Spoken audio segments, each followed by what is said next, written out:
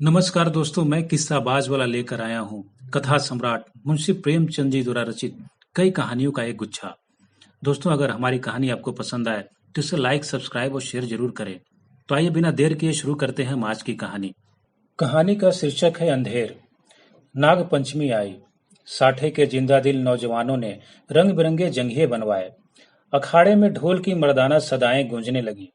आसपास के पहलवान इकट्ठे हुए और अखाड़े पर तंबोलियों ने अपनी दुकानें सजाईं, क्योंकि आज कुश्ती और दोस्ताना मुकाबले का दिन है। औरतों ने गोबर से अपने आंगन लीपे और गाती बजाती कटोरे में दूध चावल लिए नाग पूजने चली। साठे और पाठे दो लगे हुए मौजे थे, दोनों गंगा के किनारे। खेती में ज्यादा मशक्कत नहीं करनी पड़ती थी, इसलिए आपस में फौजदारियां खूब होती थीं। आदिकाल से उनके बीच होड़ चली आती थी। साठे वालों का यह घमंड था कि उन्होंने पाठे वालों को कभी भी सिर न उठाने दिया। उसी तरह पाठे वाले अपने प्रतिद्वंदियों को नीचा दिखलाना ही जिंदगी का सबसे बड़ा काम समझते थे। उनका इतिहास बीजों की कहानियों से भरा हुआ था। पाठे के चरवाहे यह गीत गाते हुए चलते थे।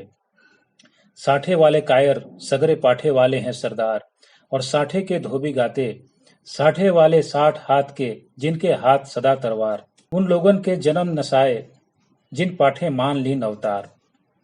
गरज आपसी होड़ का यह जोश बच्चों में माँ के दूध के साथ दाखिल होता था, और उसके प्रदर्शन का सबसे अच्छा और ऐतिहासिक मौका यही नाग पंचमी का दिन था।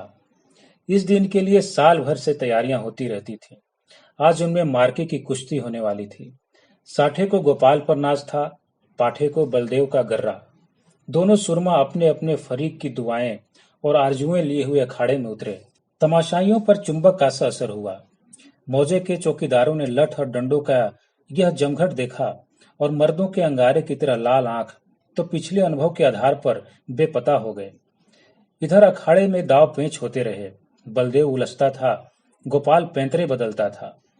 उसे अपनी ताकत का जोम था, इसे अपने कर्तव्य का भरोसा। कुछ देर तक अखाड़े से ताल ठोंकने की आवाजें आती रहीं। तब यकाएक बहुत से आदमी खुशी के नारे मार मार उछलने लगे। कपड़े और बर्तन और पैसे और बतासे लुटाए जाने लगे। किसी ने अपना पुराना साफा फेंका, किसी ने अपनी बोसीदा टोपी हवा में उड़ा दी। साठे के मनचले जवान अखाड़े में पिल पड़े और गोपाल को गोद में उठा लाए। बलदेव और उसके साथियों ने गोपाल को लहू की आंखों से देखा और दांत पीस कर रह गए। 10 बजे रात का वक्त और सावन का महीना। आसमान पर काली घटाएं छाई थीं। अंधेरे का हाल यह था कि जैसे रोशनी का अस्तित्व ही नहीं रहा। कभी कभी बिजली चमकती थी, मगर अंधेरे को और ज्यादा अंधेरा करने के लिए। मेढकों की आवाजें जिंदगी का पता देती थीं, वरना और चारों तरफ मौत थी। खामोश, डरावने और गंभीर साठे के झोंपड़े और मकान इस अंधेरे में बहुत गौर से देखने पर काली काली भेड़ों की तरह नजर आते थे। न बच्चे रोते थे, न औरतें गाती थीं। पवित्र आत्मा बूढ़े राम नाम न जपते थे। मगर आबादी से बहुत दूर कई पुरशोर नालों और ढाक के जंगलों से गुजरकर ज्वार और बाजरे के खेत थे, और उनकी मेड़ों पर साठे के किसान जगह जगह मड़ैया डाले खेतों की रखवाली कर रहे थे। तले जमीन, ऊपर अंधेरा, मीलों तक सन्नाटा छाया हुआ था। कहीं जंगली सुअरों के गोल, कहीं नील गांवों के रेवड़। चिलम के सिवा कोई साथी नहीं, आग के सिवा कोई मददगार नहीं। जरा खटका हुआ और चौंक पड़े। अंधेरा भय का दूसरा नाम है।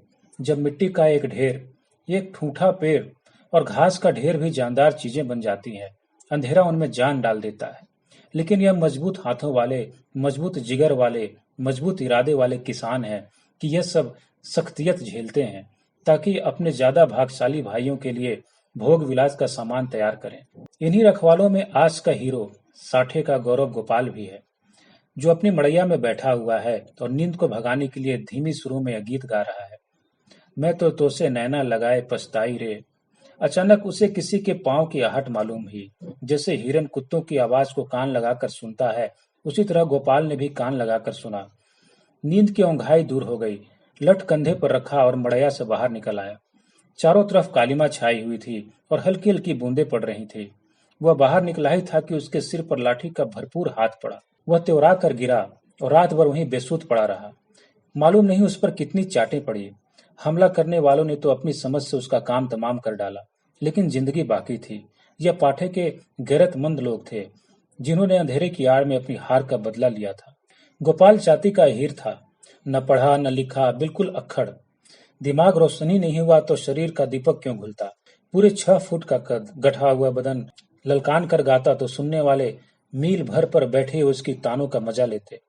गाने बजाने का आशिक होली के दिनों में महीने भर तक गाता। सावन में मल्हार और भजन तो रोज का शगल था। निडर ऐसा कि भूत और पिशाच के अस्तित्व पर उसे विद्वानों जैसे संदेह थे। लेकिन जिस तरह शेर और चीते भी लाल लपटों से डरते हैं, उसी तरह लाल पगड़ी से उसकी रूह असाधारण बात थी। लेकिन उसका कुछ बस न था। सिपाही की वह डरावनी तस्वीर जो बचपन में उसके दिल पर खींची गई थी, पत्थर की लकीर बन गई थी। शरारतें गई, बचपन गया, मिठाई की भूख गई, लेकिन सिपाही की तस्वीर अभी तक कायम थी। आज उसके दरवाजे पर लाल पगड़ी वालों की एक फौज जमा थी। लेकिन गोपाल जख्मों से चूर, दर्द से बेचैन होने पर भी अपने मकान के अंधेरे कोने में छिपा हुआ बैठा था। नंबरदार और मुखिया, पटवारी और चौकीदार रौब खाए हुए ढंग से खड़े दारोगा की खुशामद कर रहे थे। कहीं अहीर की फरियाद सुनाई देती थी, कहीं मोदी रोना धोना, कहीं तेली की चीख पुकार, कहीं कमाई की आंखों से लहू जारी।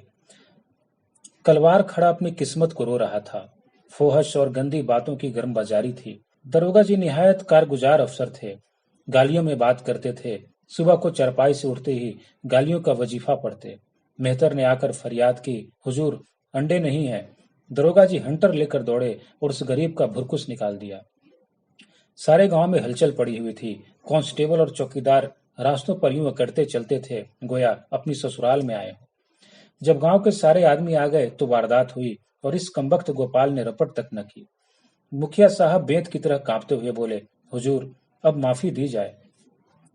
दरोगा जी ने खतरनाक निगाहों से उसकी तरफ देख कर कहा, यह इसकी शरारत है। दुनिया जानती है कि जुर्म को छुपाना जुर्म करने के बराबर है। मैं इस बदमाश को इसका मजा चखा दूंगा। वो अपनी ताकत के जोश में भूला हुआ है और कोई बात नहीं। लातों के भूत बातों से नहीं मानते। मुखिया साहब ने सिर झुकाकर कहा, हुजूर, अब माफी दी जाए। दरोगा जी की त्योरियां चढ़ गई और झुंझुलाकर बोले, अरे हुजूर के बच्चे, कुछ सठिया तो नहीं गया है? अगर इसी तरह माफी देनी होती तो मुझे क्या कुत्ते ने काटा था कि यहाँ तक दौड़ाता? न कोई मामला, न मामले की बात, बस माफी की रट लगा रखी है। मुझे ज्यादा फुर्सत नहीं है। नमाज पढ़ता हूँ, तब तक तुम अपना सलाह मशविरा कर लो और मुझे हंसी खुशी रुखसत करो, वरना गैस खां को जानते हो, उसका मारा पानी भी नहीं मांगता। दारोगा तकवे व तहारत के बड़े पाबंद थे।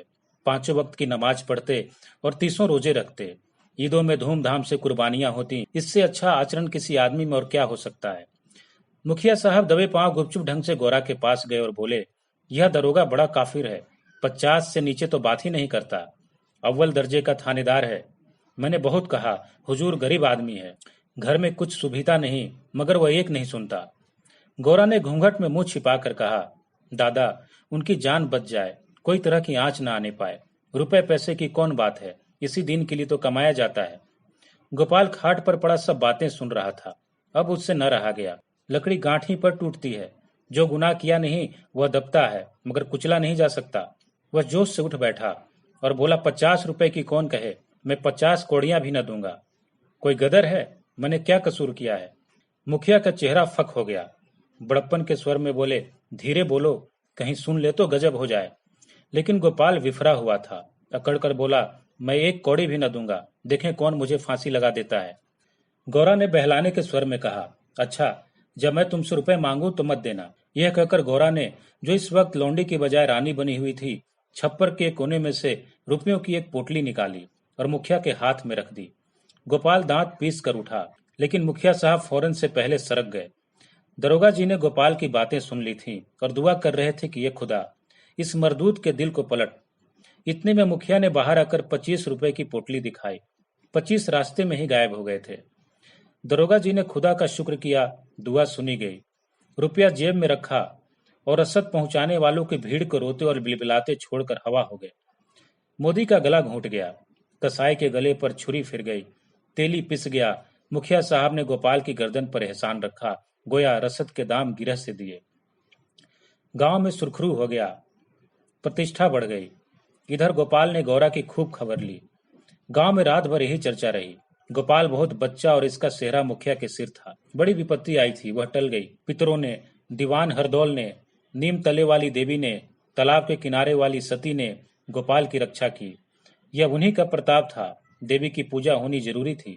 सत्यनारायण की कथा भी लाजमी हो गई। फिर सुबह हुई, लेकिन गोपाल के दरवाजे पर आज लाल पगड़ियों की बजाय लाल साड़ियों का जमघट था। गौरा आज देवी की पूजा करने जाती थी और गांव की औरतें उसका साथ देने आई थीं। उसका घर सोंधी सोंधी मिट्टी की खुशबू से महक रहा था, जो खस और गुलाब से कम मोहक न थी। औरतें सुहाने गीत गा रही थीं, बच्चे खुश हो होकर दौड़ते थे। देवी के चबूतरे पर उसने मिट्टी का हाथी चढ़ाया, सती की मांग में सिंदूर डाला, दीवान साहब को बतासे और हलवा खिलाया। हनुमान जी को लड्डू से ज्यादा प्रेम है। उन्हें लड्डू चढ़ाए, तब गाती बजाती घर को आई और सत्यनारायण की कथा की तैयारियां होने लगी। मालिन फूल के हार, केले की शाखें और बंधन वारे लाई। कुम्हार नए नए दिए और हांडियां दे गया। बारी हरे ढाक के पत्तल और दोने रख गया। कहार ने आकर मटकों में पानी भरा। बढ़ई ने आकर गोपाल और गोरा के लिए दो नई नई पीढ़ियां बनाई। नाई ने आंगन लिपा और चौक बनाई। दरवाजे पर बंधन वारे बंधा गईं। आंगन में केले की शाखें गड़ गई। पंडित जी के लिए सिंहासन सज गया। आपस के कामों की व्यवस्था खुद ब खुद अपने निश्चित दायरे पर चलने लगी। यही व्यवस्था संस्कृति है जिसने देहात की जिंदगी को आडंबर की ओर से उदासीन बना रखा है। लेकिन अफसोस है कि अब ऊंच नीच की बेमतलब और बेहुदा कैदों ने इन आपसी कर्तव्यों को सौहार्द सहयोग के पद से हटाकर उन पर अपमान और नीचता का दाग लगा दिया है। शाम हुई। पंडित मोटे राम जी ने कंधे पर झोली डाली, हाथ में शंख लिया और खड़ाओं पर खटपट करते गोपाल के घर आ पहुंचे। आंगन में टाट बिछा हुआ था। गांव के प्रतिष्ठित लोग कथा सुनने के लिए आ बैठे। घंटी बजी, शंख फूंका गया और कथा शुरू हुई। गोपाल भी गाढ़े की चादर ओढ़े एक कोने में दीवार के सहारे बैठा हुआ था।